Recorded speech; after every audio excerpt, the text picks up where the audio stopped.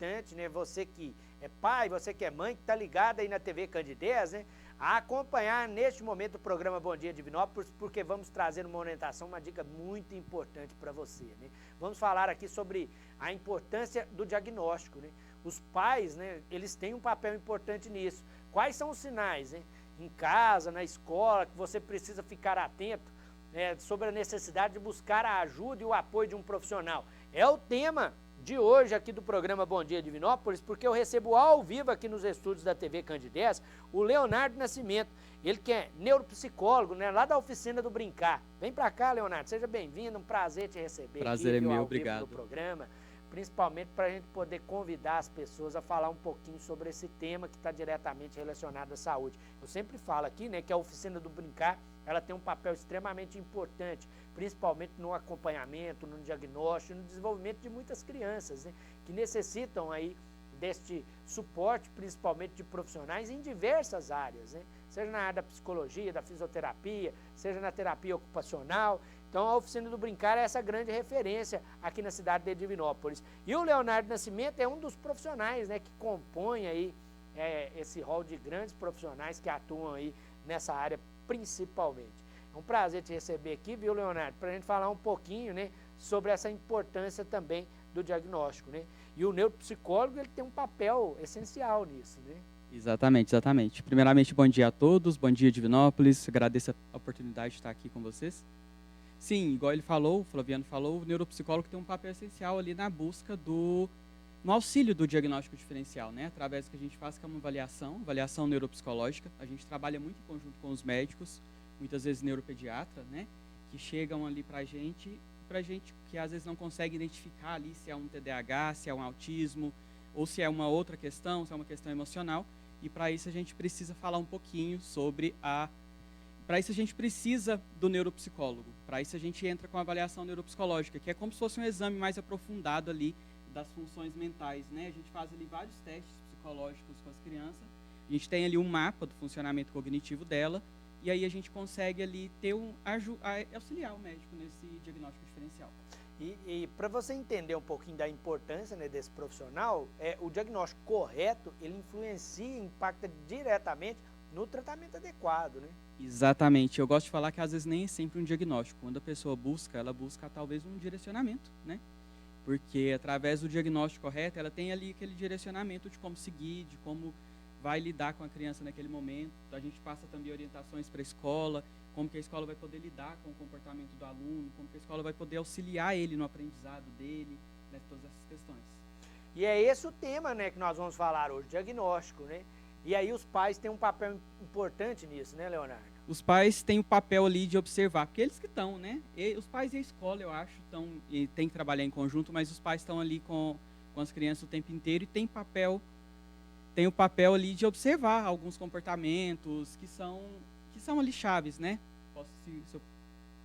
Esses comportamentos que às vezes, né, é muito importante observar, às vezes aquela criança que tem muita dificuldade na socialização, é um ponto chave, é um ponto de atenção também. Aquela criança que é muito tímida, não consegue conversar, não consegue interagir, às vezes está ali no meio de outras crianças e ela fica ali no mundinho dela quietinho. Isso é um ponto chave da gente prestar atenção. Ou também, às vezes, o contrário, aquela criança que é muito, a gente fala hiperativa, né, que é muito agitada, né, e às vezes tem queixas na escola de dificuldade de atenção, dispersão, isso tudo às vezes pode atrapalhar ali na aprendizagem dela. São alguns dos pontos que a gente deve prestar atenção. Você entrou num ponto extremamente interessante, que é necessário até a gente chamar a atenção aqui. Nada pode ser demais, né, Leonardo? Exatamente. Nem no excesso, né, nem na falta, né? Então, por isso que esse acompanhamento diário dos pais, né, ele faz diferença, né, no entender realmente o momento de buscar o apoio de um profissional, né? Os pais devem estar ali atentos no dia a dia, né, esses sinais que a gente busca. E às vezes nem sempre isso. É importante a gente falar muito também dos marcos do neurodesenvolvimento, né? Que é ali que é o que se esperado. A área motora, por exemplo, já é esperado ali que com 1 ano e meio, 1 ano e 3 meses, 1 ano por volta dessa idade, a criança ela já consiga caminhar, né? Então qualquer criança que além disso ela já não consiga caminhar, já é um ponto que a gente deve prestar atenção. Um outro marco muito importante também que deve ser observado é da fala. A partir ali dos 2 anos, a criança ela já tem que ter um vocabulário ali mínimo com algumas palavras, ela já tem que se saber se comunicar minimamente, formar frases pequenas. Então, aquela criança que ali chega nos 2 anos e não consegue, né, às vezes falar muito bem, às vezes fala um pouco de maneira enrolada, né, isso é um ponto-chave que os pais devem prestar atenção e, às vezes, procurar um profissional da saúde para fazer uma avaliação.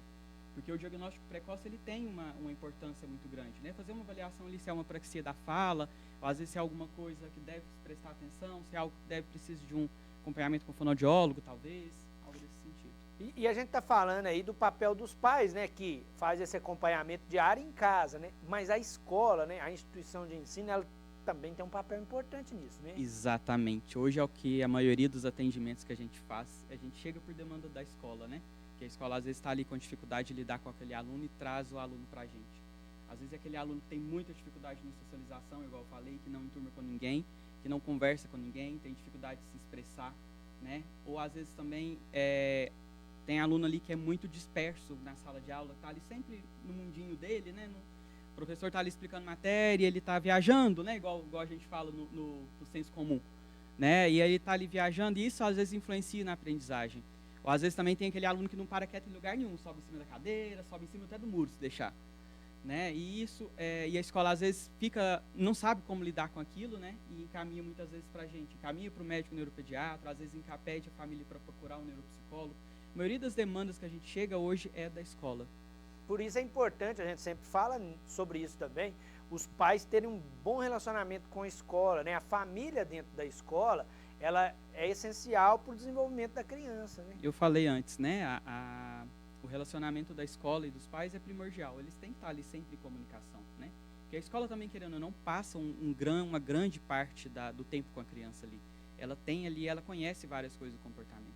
A escola, muitas vezes, porque às vezes a criança é filho único, né? Não tem com quem interagir em casa, é ali que ele vai interagir com outras pessoas, né? Então, a escola, muitas vezes, tem aquele papel ali de observar a interação dele ali no meio, né?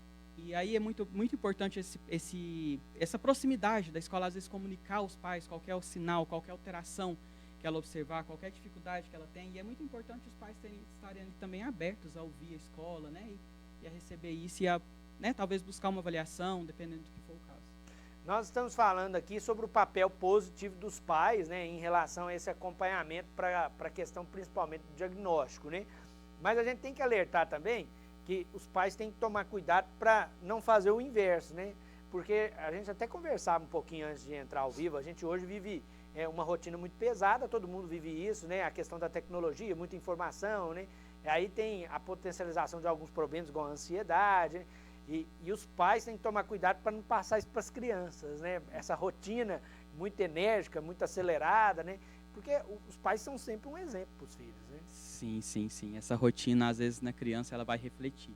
O relacionamento familiar dentro de casa, o jeito que o pai relaciona com a mãe, né? Isso tudo tem muita influência na criança. A criança está ali assistindo tudo aquilo, e muitas das vezes ela não tem consciência do que está passando, né? E às vezes aquilo vai internalizando para ela. Então, hoje a gente vê muitos casos disso, que às vezes...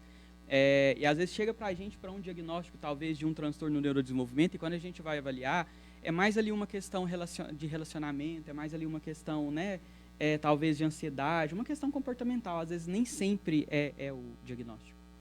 Inclusive, eu sempre deixo o telefone disponível para a sua participação, 99326228, 99326228, é o telefone que você pode encaminhar a sua dúvida, a sua pergunta. E eu tenho a dúvida da Patrícia, lá do bairro Nossa Senhora das Graças.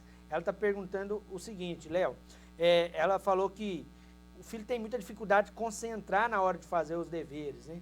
É a hora que ela vê mais agitação nele, né? De sentar realmente para poder dedicar um tempo. Ela quer saber se tem alguma dica para isso, se é um indício para procurar um profissional. Eu acho que a primeira coisa que ela deve fazer procurar a escola, conversar sobre isso com o responsável da escola e ver como que está o comportamento dele ali na escola. Se ele também apresenta essa dificuldade de concentração dentro da escola, nos dois ambientes. E dependendo do prejuízo que isso causa para ela dentro de casa, né, buscar talvez um profissional para fazer uma avaliação. É um momento sempre de muito desafio para os pais, viu, gente? E aí é o que a gente disse, os pais têm um papel importante não só em acompanhar, mas em participar, né?